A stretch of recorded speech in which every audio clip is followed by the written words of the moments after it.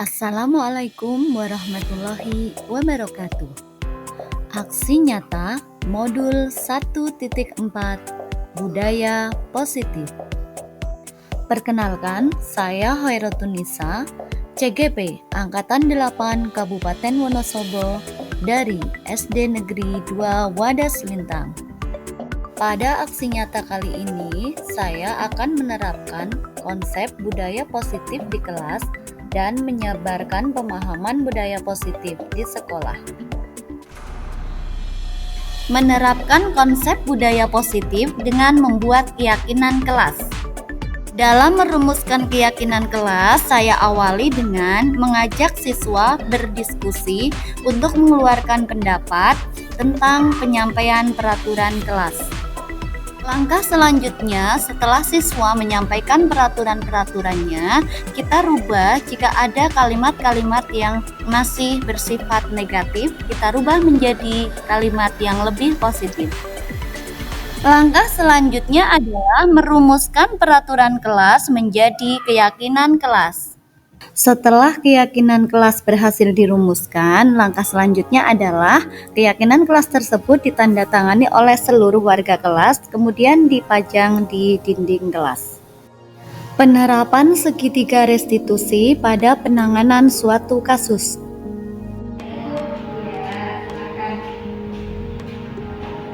Selamat pagi, Bu. Selamat pagi. Silakan duduk. Kamu kenapa, Konsang? Kalau masih mau menangis nggak apa-apa, terusin aja dulu. Boleh ya? Sudah, Bu. Sudah tenang? Ada yang mau diceritakan? Saya sakit hati, Bu. Masa saya difitnah sama Naila kalau saya mengirim pesan aneh ke Putra, padahal yang mengirim pesan itu Naila. Saat kerja kelompok, Naila meminjam HP saya, lalu mengirim pesan aneh ke Putra. Kok disampaikan ke teman-teman kalau saya yang mengirim pesan itu? Oh gitu ceritanya. Iyalah, pasti Bu Guru juga bakalan marah dan kesel kalau difitnah seperti itu. Terus apa yang sudah Konsa lakukan? Saya emosi lah, Bu. Saya mendorong meja dan saya merobek buku Naila dan mematahkan pensilnya. Apa kamu berniat berbuat lebih dari itu? Tidak lah, Bu. Saya hanya mendorong meja dan merusak alat tulis milik Naila, tidak sampai memukul, padahal rasanya sudah sangat gemas sekali. Iya betul. Apa yang kamu lakukan tadi itu berarti untuk membela harga diri kamu. Itu penting. Bu Guru juga pasti akan melakukan sesuatu nih untuk membela harga diri Bu Guru. Waktu saya menjelaskan ke teman-teman jika bukan saya mengirim pesan itu ke Putra, teman-teman menertawakan saya.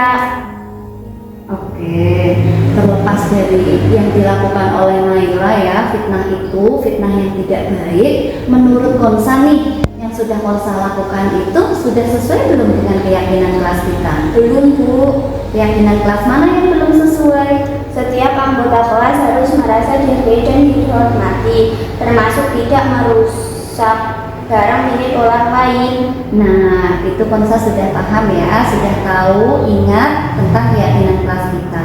Kira-kira Konsa punya solusi apa nih tentang masalah ini? Seharusnya saya tidak langsung emosi.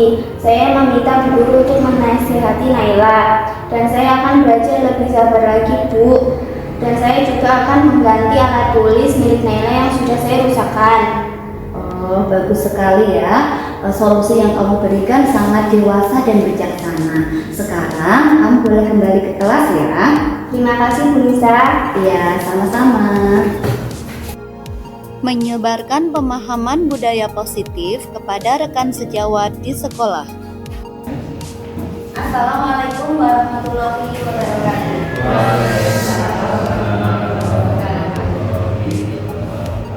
Yang terhormat Ibu Kepala SD Negeri 2 Wadas Lintang, yang saya hormati Bapak Ibu Guru serta karyawan SD Negeri 2 Wadas Lintang.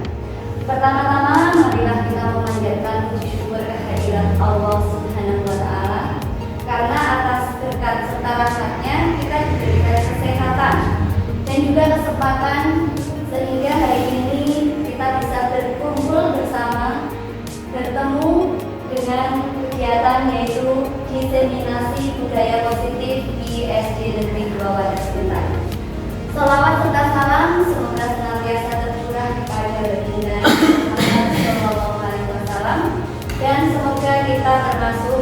hamba-hambanya yang selalu mendapatkan syafaat. Amin. Bapak Ibu yang saya hormati, di sini saya akan menyampaikan atau memaparkan tentang diseminasi budaya positif di SD Negeri 2 Sebelum mulai kegiatan ini, ada baiknya kita buka dulu dengan bacaan basmalah bersama-sama. Bismillahirrahmanirrahim.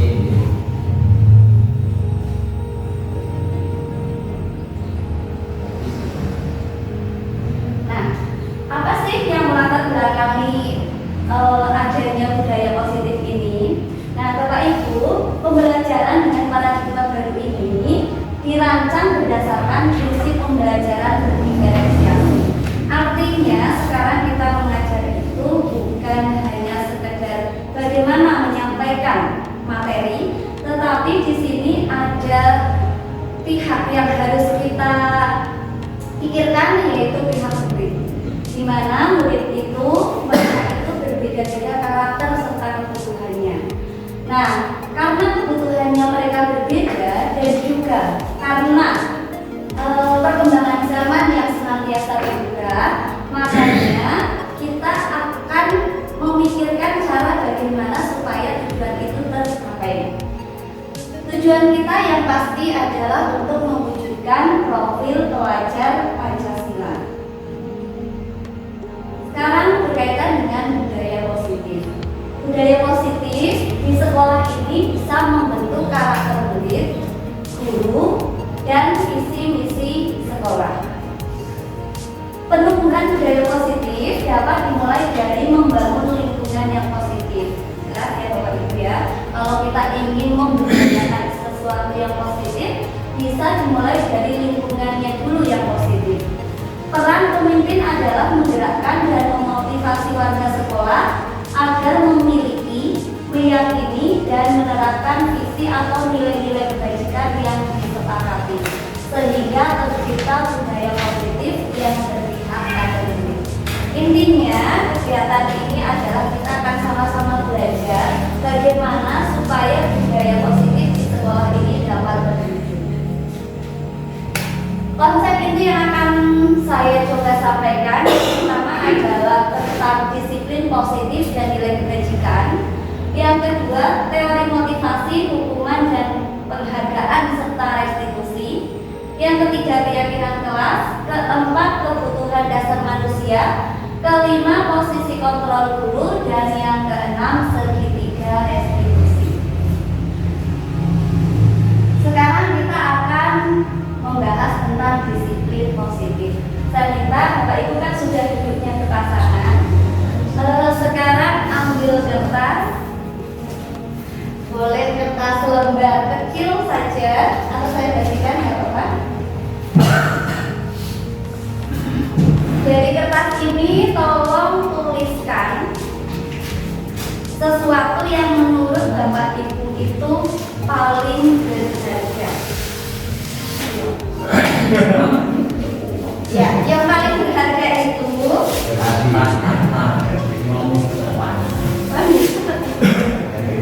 kecil saja, ya.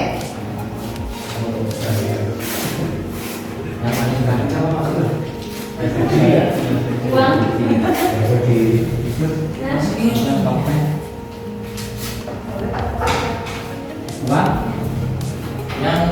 Sesuatu yang sangat berharga itu kalau bisa jangan sampai diketahui oleh orang lain. Ya, menurut Bapak Ibu apa sih yang paling berharga dalam Bapak Ibu? Paling berharga dalam apa? Saya kamu. Ya kamu. Nah, oke, sudah. Sekarang kalau Bapak Ibu sudah menuliskan sesuatu yang paling berharga, digenggam di kepalan tangan kanan. Yang paling berharga cinta. Oke, sudah. Guyu lagi. Nah, sekarang yang bagian sebelah kanan, di barisan paling kanan dari Pak Wahyu, Pak Fitri, Pak Slamet, Bu Rati sama Mbak Bibin. dengan teman sebelahnya, ya boleh berhadapan. Sekarang tugas yang sebelah kiri itu, bagaimana caranya supaya yang di sebelah kanan itu membuka kepala tangannya? Boleh dengan merayu, boleh dengan mengancam, boleh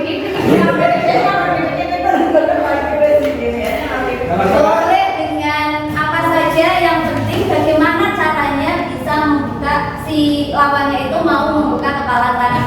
Berikan dengan suara yang Nanti kasih ya. Yang sebelah kiri itu posisinya masih pegang, waktunya cukup 20 detik. Nanti kalau misalkan sudah, nanti berganti. Oh enggak, silakan. Bebas ya? Oke, saya goda saya.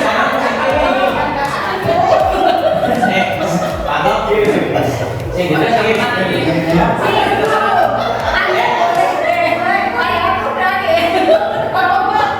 Oh, saya pakai merayu. Hadir merayu menyuap apa saja.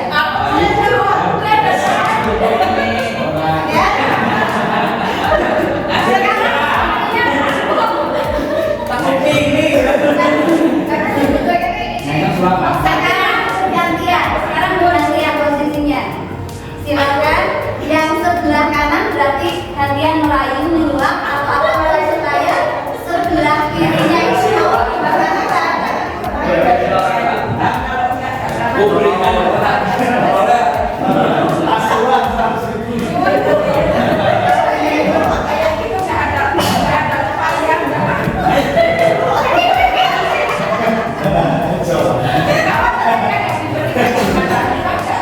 ya silakan ya.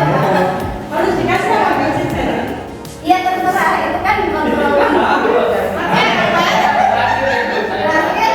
Oke, ya sudah. Enggak berhasil. Ini yang satu berhasil, itu satu berhasil, satu tidak. Padahal kemarin menurut penelitian di sebuah institusi itu yang berhasil membuka telapak tangannya itu paling 10%. Itu juga karena kepala sekolah yang merayu. Karena nggak enak kan? Selebihnya itu sama sekali tidak mau karena rahasia. Kenapa? Karena itu sesuatu yang paling berharga. Kenapa diberikan? Oke, sekarang saya tanya, yang tadi berhasil membuka, maksudnya yang berhasil tadi Pak Angga ya. Jadi kan Pak Angga membuka tangannya. Itu dengan cara apa tadi? Saya ikhlas. Maksudnya memintanya gimana? Apa ada ancaman tadi? Gak ada. Terus kenapa Pak Angga kok mau membuka tangannya? Ya karena dia Oh, memaksa berarti. saya ikhlas.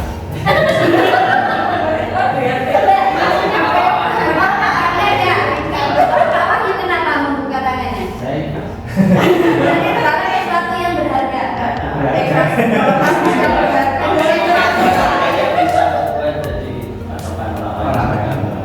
Oh gitu. Intinya berarti kan Mas boleh ya.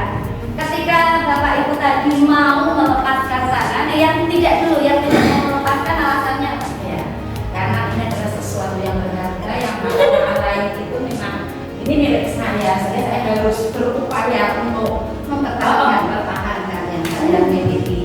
Oke, yang lain aja. Saya tak berikan ikhlas.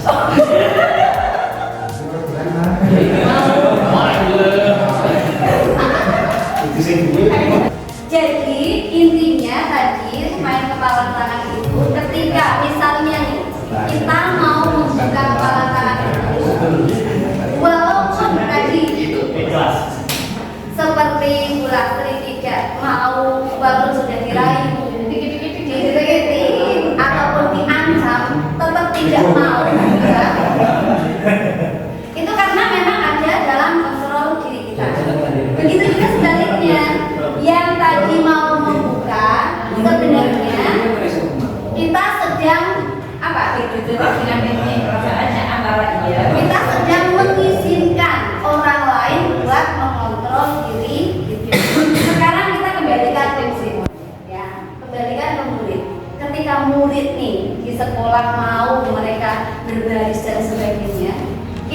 ada dua kemungkinan. Yang pertama, mereka memang kesadaran diri, oh saya mau bergaris, atau yang kedua, saya mau bergaris karena memang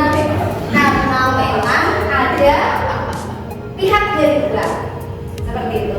Ini kita akan berbicara tentang disiplin positif ini. Sebenarnya disiplin positif itu, kalau kita bicara tentang disiplin, sebenarnya adalah ketika itu muncul dari dalam diri kita. Kalau semuanya itu masih bergantung dari orang lain, entah misalnya tadi ada yang misalnya berhasil dengan suapan, dengan memberikan penyuapan, itu intinya adalah motivasinya masih dari luar. Ketika semuanya masih kita bisa dikendalikan oleh orang lain, berarti kita sebenarnya belum disiplin. Nah, apa kaitannya dengan murid? Yang kita harapkan murid-murid kita itu nantinya bisa punya perilaku yang baik itu bukan karena dari luar, tapi memang tumbuh dari dalam diri mereka.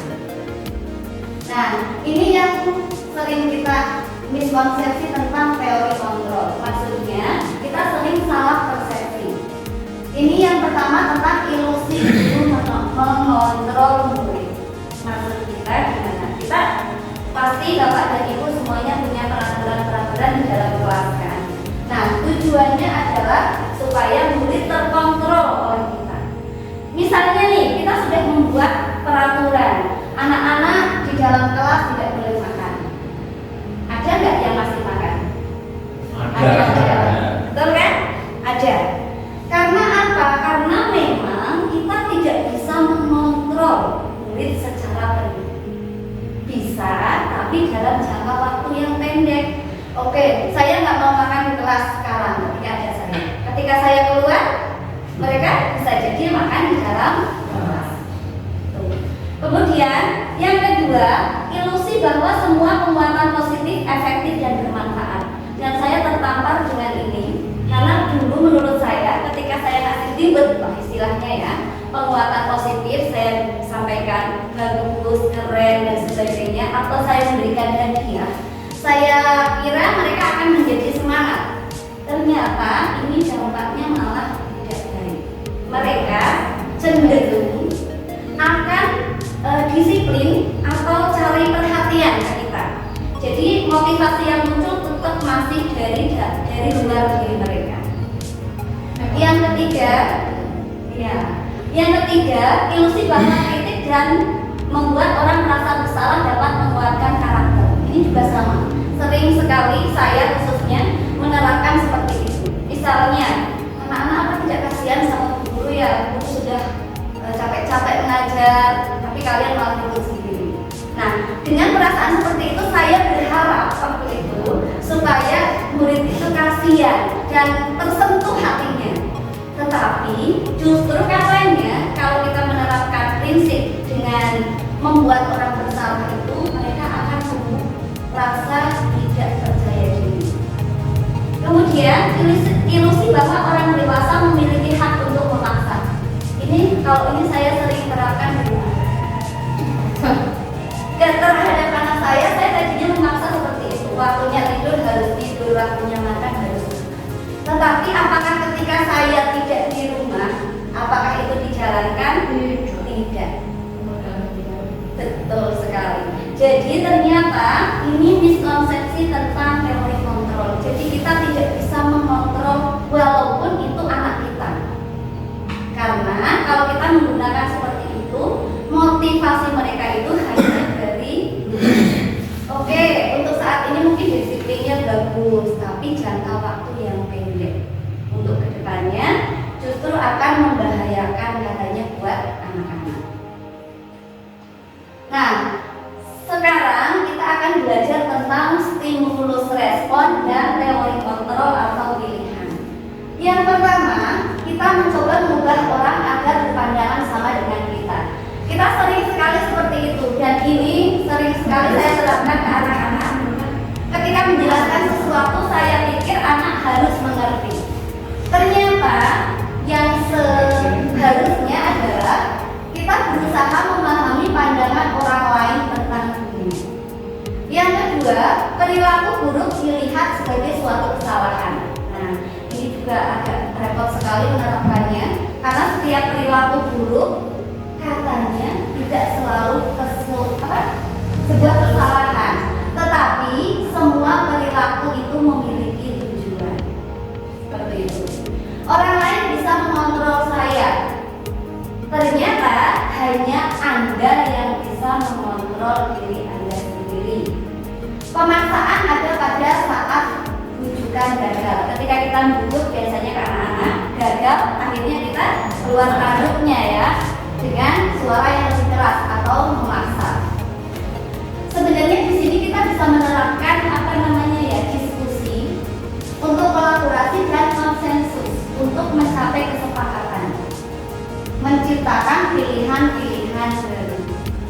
Model berpikir menang kalah ketika kita mengancam atau ketika kita menyuruh murid itu, ini ada unsur menang sama kalah. Tetapi kalau kalau teori itu model berpikirnya adalah menang dan menang. Artinya setelah ada konsensus sama-sama lega.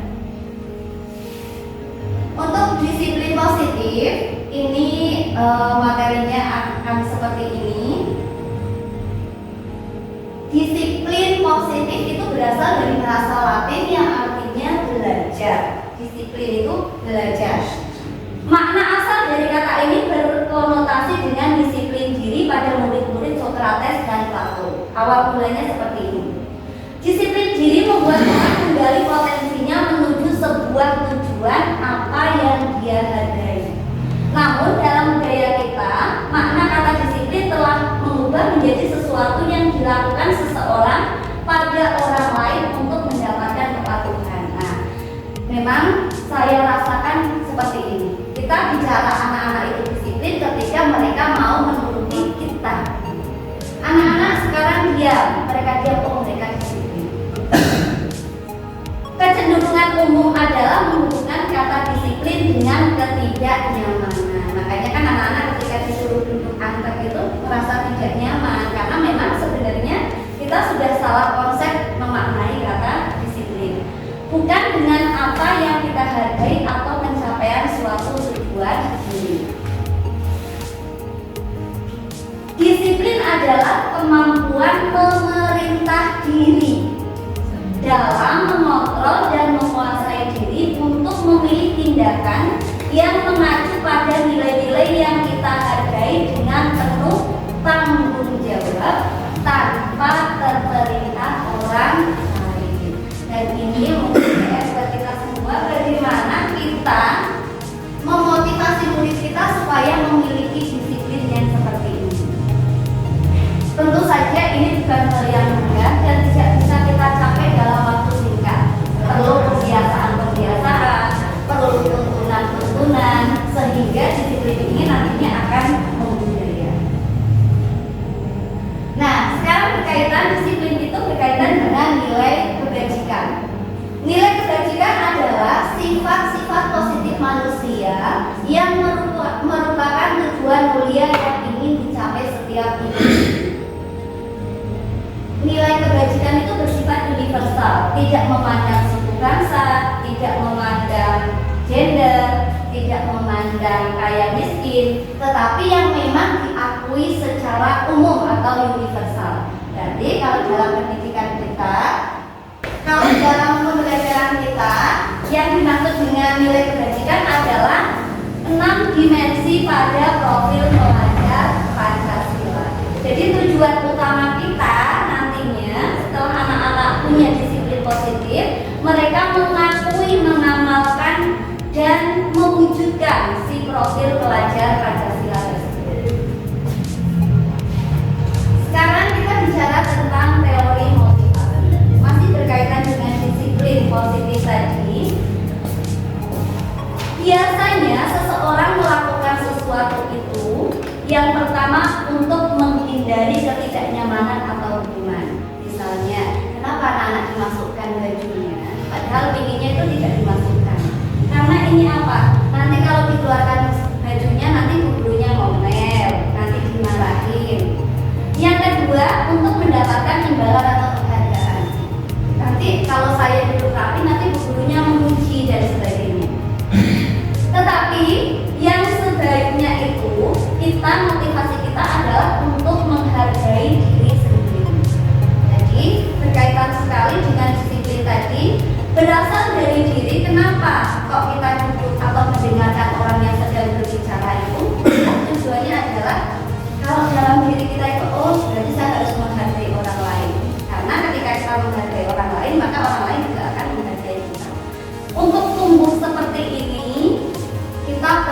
tadi namanya pembiasaan. Nah, teori motivasi yang pertama ini tadi ya, motivasi yang berasal dari diri itu adalah saya akan menjadi orang yang seperti apa bila saya melakukannya. Jadi dalam diri kita ketika mau melakukan sesuatu itu, ketika saya tidak menggunakan seragam dengan baik, saya akan seperti apa? Nah, itu berarti sudah muncul motivasi internal atau tujuan disiplin positif itu sudah tercapai. Menurut Ki Hajar Dewantara, teori motivasi ini, merdeka itu artinya tidak hanya terlepas dari perintah, akan tetapi juga cakap kuat memerintah diri sendiri. Selama ini kita memaknai kata merdeka artinya bebas, ya. Makanya kurikulum merdeka itu kan dalam konotasi kita adalah bebas sebebas-bebasnya. Tetapi justru menurut KHD bahwa merdeka itu adalah cakap kuat memerintah diri sendiri. Dalam artian berarti merdeka itu artinya adalah disiplin positif. Ketika kita sudah bisa memerintah diri sendiri, berarti kita sudah menjadi manusia yang merdeka. Nah, dihukum oleh penghargaan. Ini kenapa kok tadi sempat disampaikan bahwa penghargaan tidak efektif? Ini menurut penelitian, ini pengaruh jangka pendek dan jangka panjangnya itu kurang baik. Untuk jangka pendeknya mungkin betul saat itu anak-anak mau melakukannya, tetapi ketika tidak ada penghargaan, anak itu mungkin akan malas untuk mengerjakan, malas untuk melakukan sesuatu. Terus seperti apa caranya kita memberikan reward atau penguatan positif? Untuk bentuk program kebajikan atau apresiasinya adalah kita boleh memberikan pengakuan. Ini khususnya tentang ranking, ini penting sekali sebenarnya. Yang perlu kita sampaikan sama orang tua adalah tentang adanya ranking.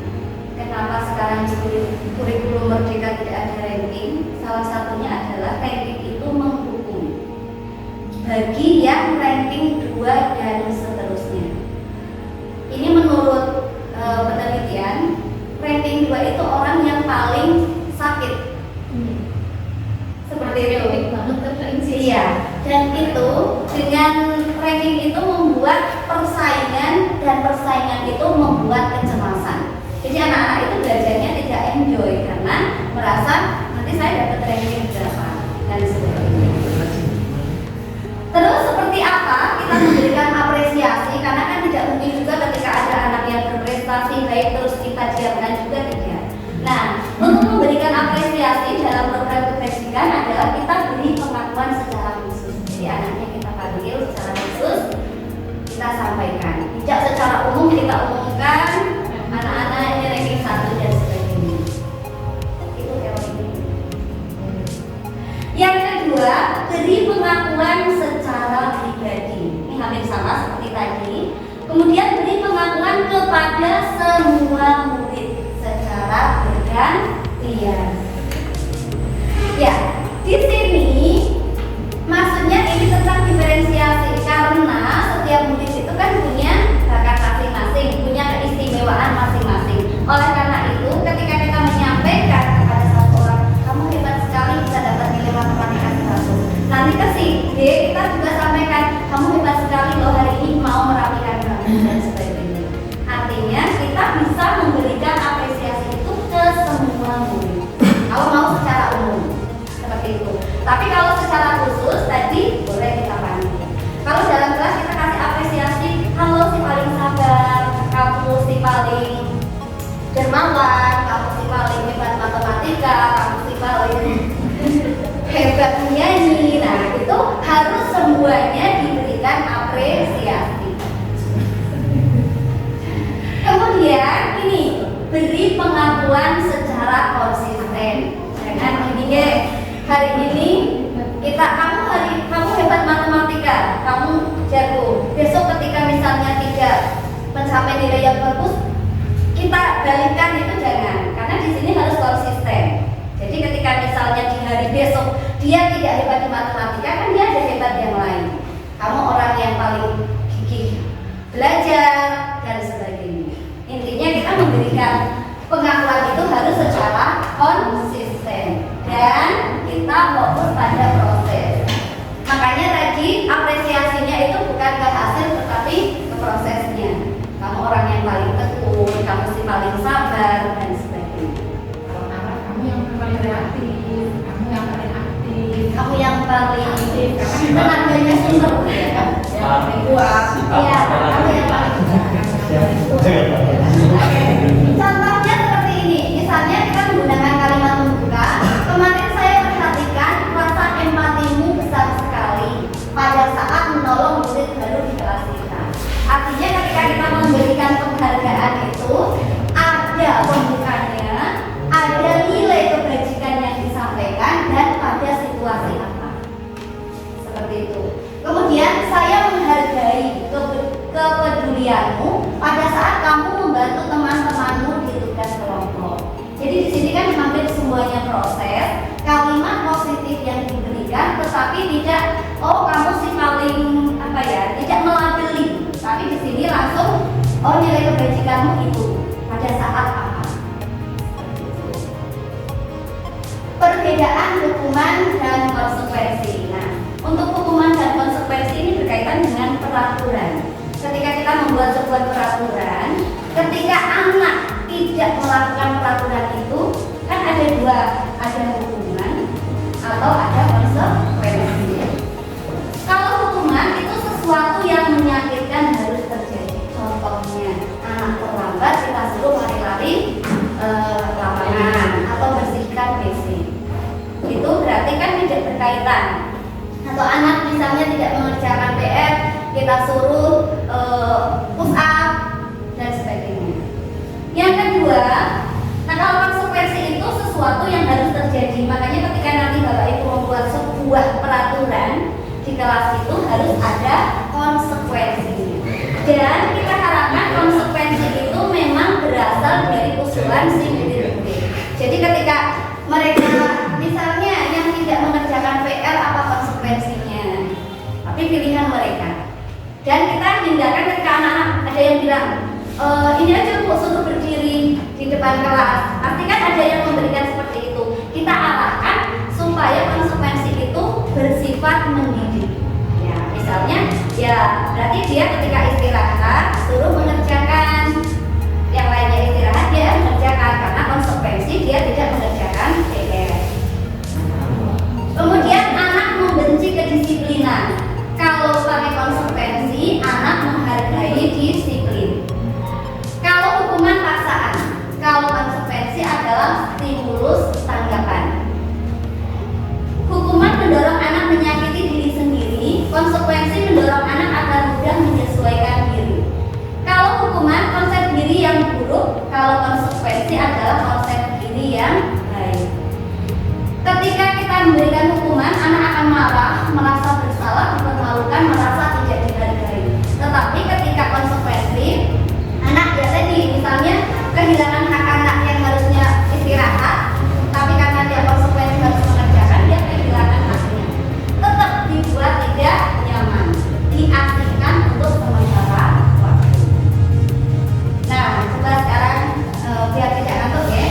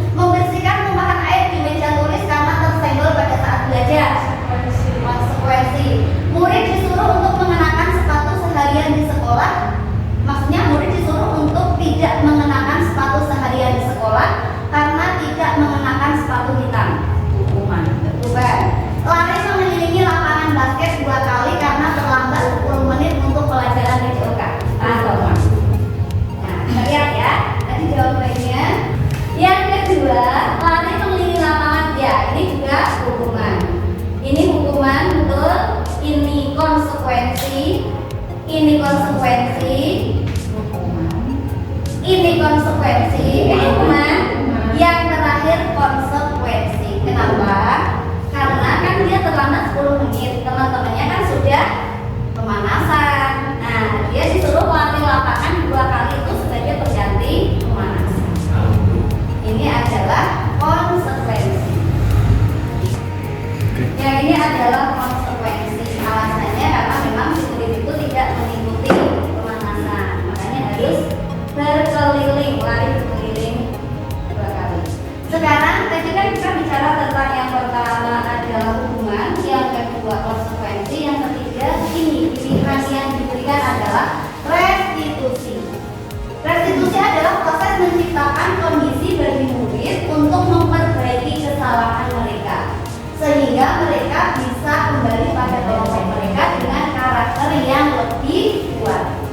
Restitusi juga merupakan proses kolaboratif yang mengajarkan murid untuk mencari solusi untuk masalah mereka dan membantu murid berpikir tentang orang seperti apa yang ingin mereka tuju dan bagaimana mereka harus memperlakukan orang lain. Nah, tadi bedanya dengan restitusi, kalau hukuman itu sama konsekuensi, hukuman itu sesuatu yang menyakitkan dan seterusnya. Kalau restitusi adalah pilihan. Kalau konsekuensi kan sesuatu yang harus terjadi karena mereka sudah tahu kalau dia misalnya terlambat harus seperti apa. Tapi kalau dalam restitusi itu kita si murid itu diberikan pilihan. Kalau hukuman adalah negatif, kalau yang kita terapkan baru konsekuensi berarti masih posisi netral. Yang membuat murid positif itu adalah restitusi. Oke. Ciri-ciri restitusi yang pertama bukan untuk menembus kesalahan, namun untuk belajar dari kesalahan.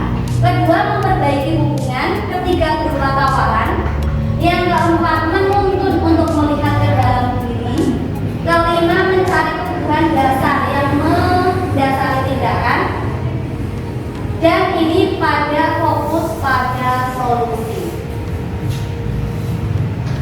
Terus kita lanjutkan pembahasannya. Kenapa ya kok tidak peraturan saja? Kenapa harus keyakinan kelas? Kira-kira kenapa kok ini? Kenapa kok peraturan saja tidak? Kenapa keyakinan kelas tidak peraturan saja?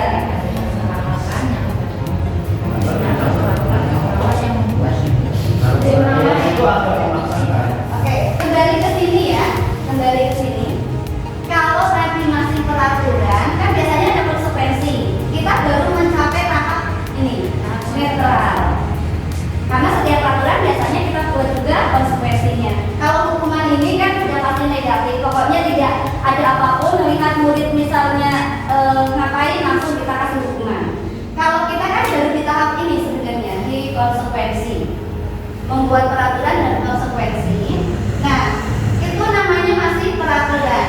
Kalau kita mau membuat kenapa kita tadi memilihnya keyakinan kelas? Karena kita ingin belajar menerapkan restitusi, yaitu membuat murid itu menjadi positif, pemikirannya positif, dan mereka akan bisa kembali ke lingkungannya semula. Sekarang kita renungkan, mengapa kita memiliki peraturan harus menggunakan helm? Ya, ini sebenarnya katanya peraturan helm itu pas awal-awalnya itu sangat ditentang. Pertama, katanya berat, risih. Yang kedua, harganya mahal. Tapi sekarang, coba Bapak Ibu, menggunakan helm itu sudah sebuah kebutuhan atau memang karena takut hukuman? Nek saya pribadi kebutuhan. Karena ketika tidak menggunakan helm, yang pertama dingin, debu, dan saya kadang berpikir ketika jatuh, ya kalau ketika jatuh itu aman. Jadi sebenarnya sama dengan anak-anak. Kalau kita sudah meyakini bahwa itu adalah bermanfaat, nanti anak-anak tanpa kita suruh tidak ada polisi pun, tapi Bapak Ibu akan menggunakan helm. Tapi kalau ini bagi yang sudah menyadari, kan ada juga yang belum menyadari, ada yang tidak pernah pakai itu. Makanya, kan ini bagi yang sudah apabila tidak punya ya. Belum Belum beli pastinya. Semuanya ada titipan maklum lah. Oh iya, berarti dari ciri. Kemudian, mengapa kita memiliki peraturan yang ini menggunakan masker? Ya, mau tidak mau ada beberapa orang, mungkin di kita belum menjadikan masker itu sebuah kebutuhan, tapi bagi orang-orang tertentu itu memang ketika dia keluar ya tanpa disuruh, walaupun pemerintah sudah membebaskan itu tetap menggunakan masker. Atau kita kadang tumbuh kesadaran itu ketika sakit, ketika kita sedang kondisinya tidak baik, biasanya kita menggunakan masker. Tujuannya kan bukan supaya tidak kalau masuk ke mall gitu nggak boleh gitu kan, tapi karena kita ingin melindungi kita dan juga melindungi orang lain. Nah, restitusi itu seperti itu. Pinginnya nanti semua anak-anak itu bisa tumbuh kesadaran dalam diri bahwa yang mereka lakukan adalah suatu kebutuhan untuk menghargai diri mereka. Ini untuk mendukung motivasi intrinsik, kembali ke nilai-nilai kebajikan atau keyakinan, lebih menggerakkan seseorang dibanding mengikuti serangkaian peraturan-peraturan.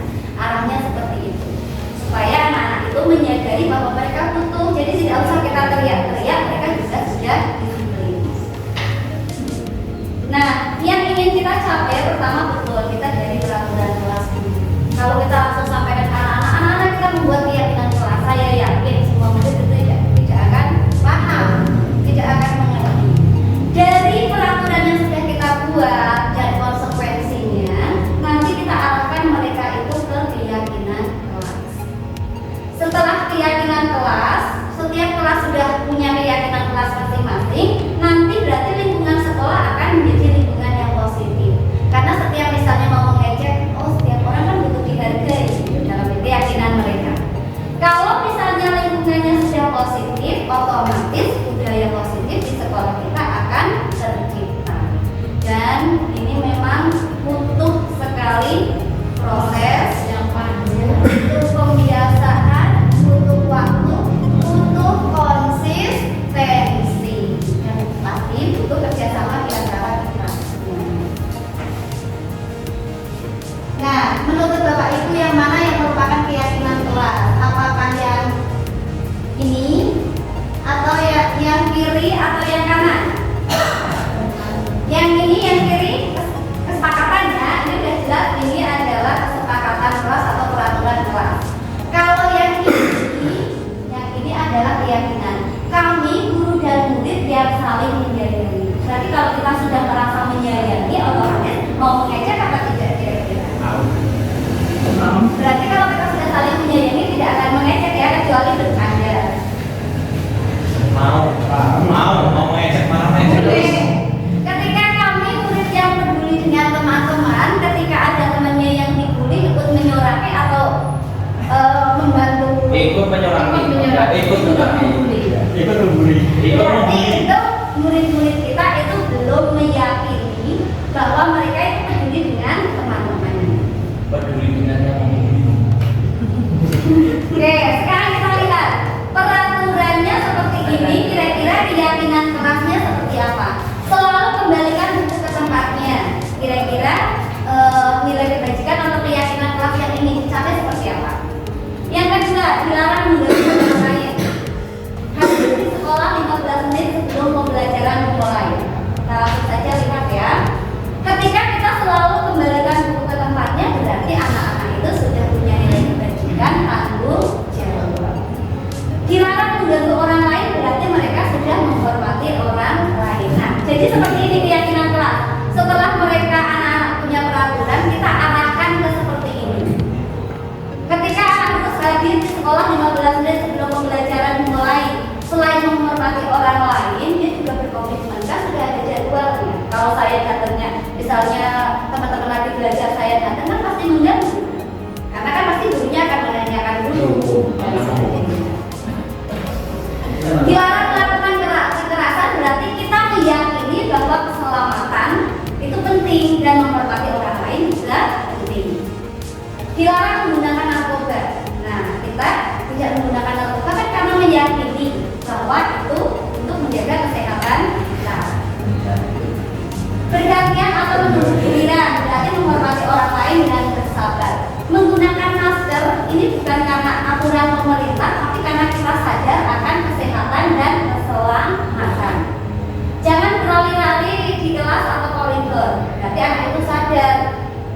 diyakini untuk menjaga keselamatan dan keamanan.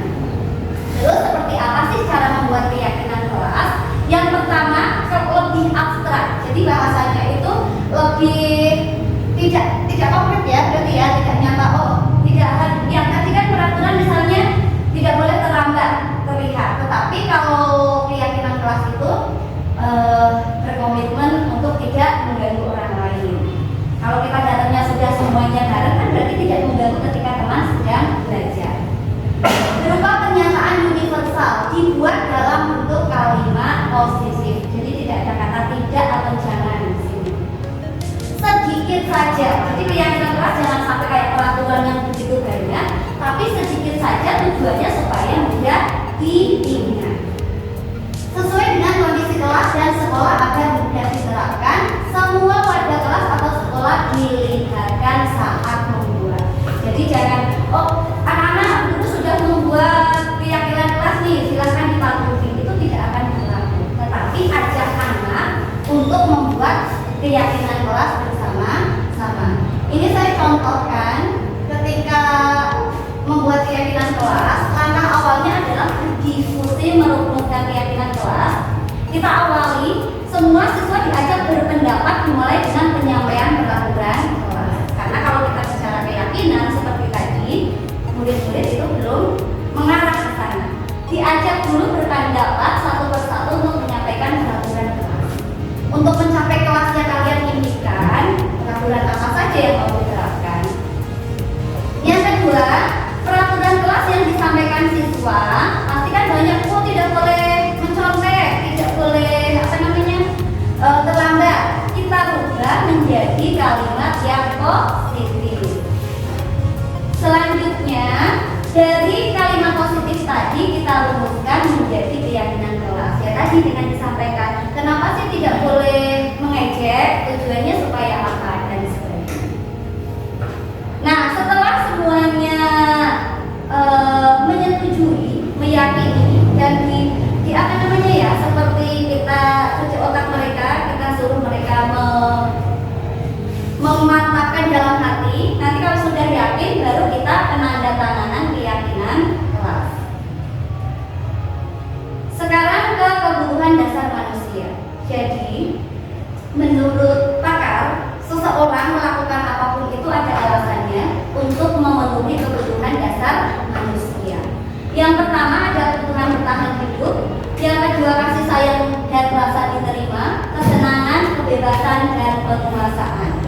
Nah, misalnya ini ada contoh, Ibu Ani di kelas 5 di SD Pelita Hati sedang bingung menghadapi ulas salah satu murid di kelasnya yaitu Agus. Beberapa anak telah datang dan mengeluhkan Agus yang seringkali meminta bekal makan siang mereka dengan paksa. Jika Anda menghadapi situasi seperti ini, seperti Bu Ani, apa yang akan Anda lakukan? Kira-kira nih, menurut Bapak Ibu, apa alasan Agus melakukan hal itu? Kira-kira kenapa? Kok meminta bekal makan siang? Tidak mau bekal? Tidak mau bekal? Tidak mau bekal? Apa? Ada lagi? Apa? Broken home. Oke, coba kita lihat. Apabila jawaban Agus karena ia lapar dan orang tuanya tidak membawakan bekal makan, berarti kebutuhan yang sedang dia capai itu adalah untuk bertahan hidup. Tapi kalau jawaban Agus karena ia senang temannya jadi memperhatikan dia caper ya, berarti kebutuhannya adalah cinta dan kasih sayang. Itu biasanya kalau iya kan banyak anak yang caper seperti itu ya, peduli banget. Yang ketiga, apabila dia merasa hebat karena temannya jadi takut dan menuruti keinginannya, kebutuhannya adalah penguasaan, pengakuan atas kemampuan. Tapi apabila jawaban Agus karena dia merasa bosan dengan bekal yang dibawakan ibunya karena selalu membawakan bekal yang sama, berarti dia memenuhi kebutuhan kebebasan. Apabila Agus adalah karena iseng dan dia menikmati ekspresi wajah temannya, berarti karena kesenangan. Apa juga yang terakhir? Ya. Nah, sekarang kita lihat. Ini ada cerita. Bimo, seorang anak TKB, selalu berlari keluar kelas menuju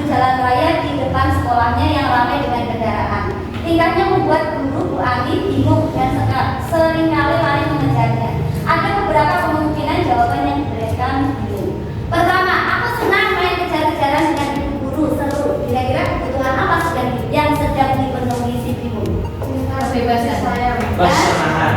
Apa? Ya, Kesenangan. kesenangan. Aku seneng lari-lari. Yang kedua, ibu kejar aku karena ibu itu sayang aku. Wow. Kira-kira apa? Apa ya? Iya, cinta dan kasih sayang. Aku sayang guru, Ya, sayang ya. guru. Aku hebat kan bisa bikin ibu guru kejar aku. Kira-kira apa? Perasaan. Ya, penguasaan. Aku bosan belajar mewarnai terus di dalam kelas. Ya, oke, dasar. Nah, sekarang kita belajar tentang posisi kontrol guru. Ya, posisi kontrol guru. Yang pertama adalah penghukum. Yang kedua pembuat merasa bersalah sebagai teman, pemantau dan manajer. Kalau penghukum sama pembuat orang merasa bersalah itu adalah identitas gagal. Itu dari kontrolnya tetap dari dua. Ya. Saya Identitas berhasil atau sukses ini kontrol dari luar juga tapi dalam tahap teman sama pemantau. Kalau identitas berhasil atau sukses itu kontrol diri itu adalah posisi kita sebagai manajer.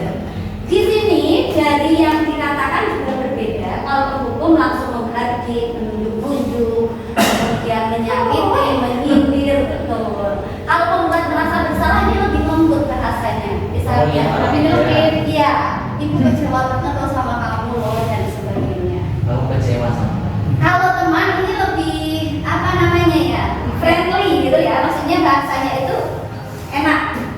Ayolah lakukan demi ibu. Masa kamu tidak mau? Merayu ya? Iya, merayu tetapi membujuk dengan bahasa yang santai. Ayolah. Kalau pemantau ini lebih ke konsekuensi. Kayak misalnya, oh terlambat, kamu tahu peraturannya apa? Nah, itu pemantau. Nah, yang sebaiknya adalah manajer. Kadang kesulitan kita menerapkan ini adalah kita menyampaikan pertanyaan, karena di sini harus mengajukan pertanyaan yang anak itu bisa paham. Misalnya, kok kamu bisa terlambat? Kira-kira apa solusi kamu? Dan kadang anak itu nggak paham dengan apa yang kita lakukan. sama rasa ya. Jawabannya set. Nah, seperti ini. Ketika saya praktekkan, bagaimana caranya saya bisa memperbaiki keadaan? Coba sekarang, kamu kan sudah salah kayak gini. Kira-kira solusi kamu apa sih? Dan mereka itu bingung. Itu kesulitan kita adalah mengajukan pertanyaan-pertanyaan bermakna supaya anak itu menyadari kesalahannya tanpa harus kita salahkan. Seperti itu. Nah, kira-kira coba Bapak Ibu, saya kecewa sekali dengan kamu. Ini posisi kontrol seperti apa? Itu saya. Apa itu? Itu Pembuat merasa bersalah, Ya. pembuat pemantau atau manajer. rasa bersalah. Kamu tidak pernah benar melakukannya. Penghukum. Ayolah lakukan demi ibu. Apa kamu mau mendapatkan stiker bintang hari ini? Itu saya pemantau. Bagaimana kamu bisa menyelesaikan masalah ini? Sudah Kamu manajer paling terakhir. Penghukum. Penghukum. Manis. Ya, pembuat orang merasa bersalah yang pertama. Saya kecewa sekali sama kamu loh, kamu tidak menghargai saya dan sebagainya. Jadi di situ anak-anak kan merasa, oh iya saya bersalah. Nah, sekarang yang akan kita terapkan, akan kita budayakan adalah tentang segitiga restitusi. Segitiga restitusi punya 3 tahapan. Yang pertama menstabilkan identitas, yang kedua validasi kebutuhan, yang ketiga menanyakan keyakinan. Ini belum bisa kita laksanakan kalau kita belum membuat keyakinan kelas. Ya.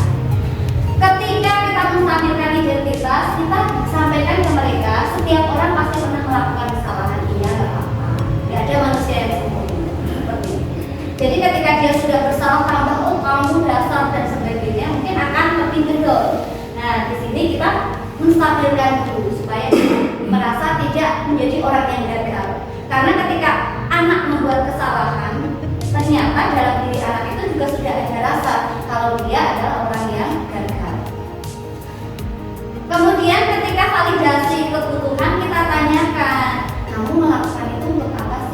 kok kamu seperti itu, kenapa? Nah, kita tanyakan, saya lapar Bu. Nah, ini di sini validasi tindakan, validasi kebutuhannya.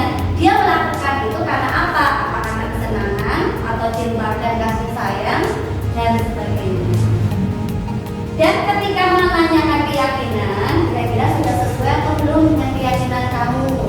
Kira-kira menurut kamu menonjok teman itu baik apa enggak? Sesuai apa enggak sama kamu?